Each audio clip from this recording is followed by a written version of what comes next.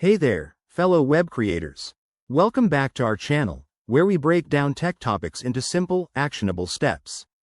Today, we're tackling something super exciting: how to add Google AdSense to your Hostinger website.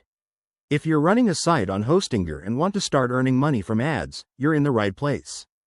Google AdSense is a fantastic way to monetize your content, and with Hostinger's user-friendly platform, it's easier than you might think.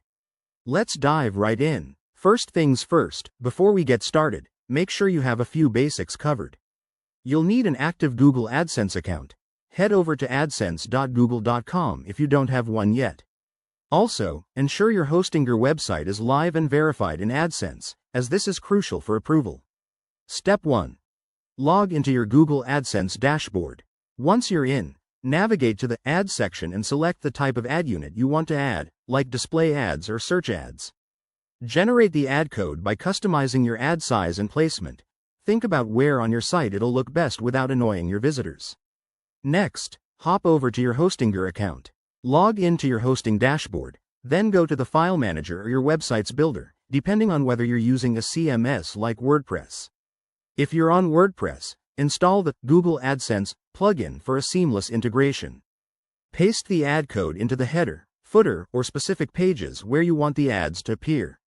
Remember, placement matters. Put them in high traffic areas for maximum earnings.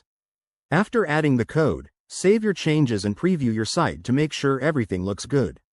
Google AdSense might take a little time to review and activate your ads, so be patient. Once it's live, keep an eye on your AdSense dashboard to track performance and optimize your ad placements.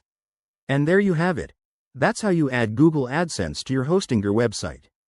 This simple process could turn your passion project into a revenue stream. If you run into any issues, check Hostinger's support or AdSense help center.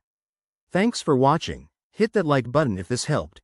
Subscribe for more tutorials, and I'll see you in the next video. Keep creating.